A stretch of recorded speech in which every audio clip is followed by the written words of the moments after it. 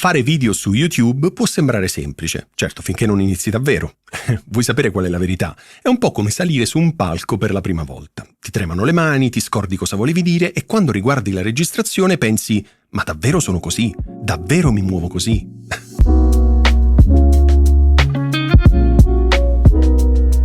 Quando ho cominciato tanti anni fa facevo video confusi, registravo ore di materiale e poi restavo lì, davanti al monitor, insoddisfatto. Sentivo che stavo lavorando tanto, certo, ma non stavo crescendo. Poi ho capito, non sono i video perfetti a farti crescere, ma le abitudini giuste. Quelle piccole scelte quotidiane che mese dopo mese ti portano risultati concreti. Oggi voglio condividere con te in questo video 10 abitudini che possono trasformare il modo in cui crei i contenuti. Non sono trucchi magici, ovviamente, sono strategie che funzionano perché le puoi applicare subito, anche oggi.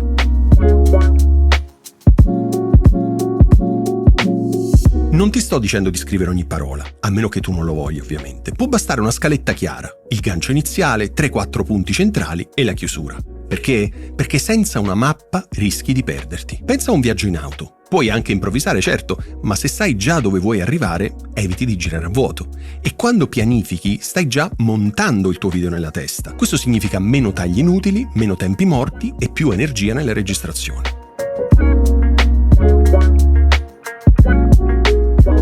Molti pensano, registro e poi vedo che titolo mettere. Errore. Il titolo e la copertina sono la porta d'ingresso del tuo video. Se non invitano a entrare, nessuno vedrà quello che hai creato. I creator bravi non scelgono il primo titolo che gli viene in mente. Ne scrivono 10, 20, li confrontano, li testano, si chiedono sempre «Questo mi farebbe cliccare?» Un buon titolo è una promessa chiara, una buona thumbnail e una stretta di mano visiva.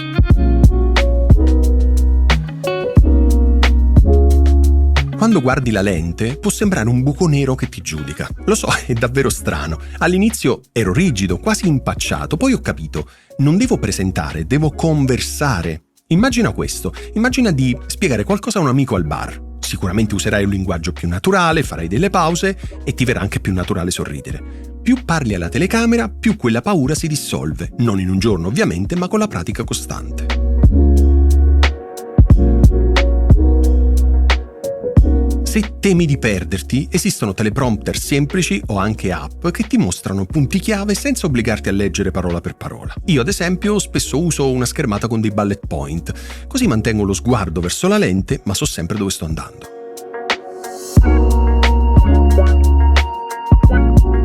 Quando monti, è facile affezionarti a ogni ripresa, a ogni battuta, soprattutto se questa ti è costata fatica. Ma il pubblico non ha quel legame emotivo. Quindi la domanda da farti è: questa parte serve davvero a chi guarda? O serve solo a me perché non voglio tagliarla? Un trucco che uso è questo: lascio il montaggio al 90% la sera e lo riguardo la mattina dopo. Con gli occhi freschi è molto più facile eliminare ciò che non serve.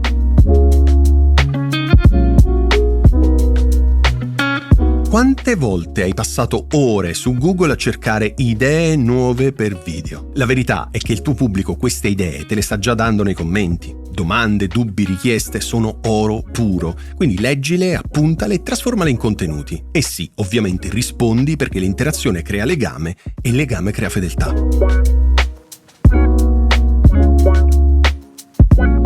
YouTube Studio è molto più che numeri e grafici. Scopri quali video hanno portato più iscritti, dove gli spettatori hanno abbandonato, quale miniatura ha catturato di più e tanto altro.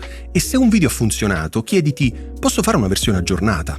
A volte un singolo video può diventare una sorta di miniserie che porta più persone a guardare più contenuti in fila.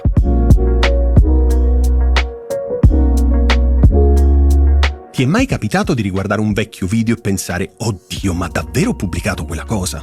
Succede a tutti, ma è proprio lì che vedi i tuoi progressi. All'inizio davo la colpa all'algoritmo. Oggi so che spesso il problema era il contenuto, il ritmo, il gancio, l'energia. Quindi più sei onesto con te stesso, più migliori.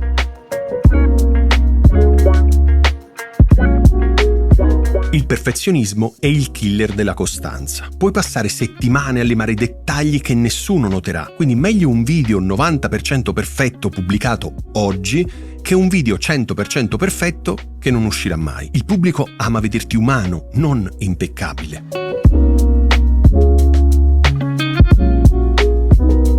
Non serve rivoluzionare tutto, scegli un solo elemento, audio, luci, inquadratura, postura o ritmo, e lavora solo su quello. Dopo 100 video, quell'1% in più per volta si trasforma in un miglioramento enorme, e la cosa bella è che non lo sentirai come uno sforzo impossibile.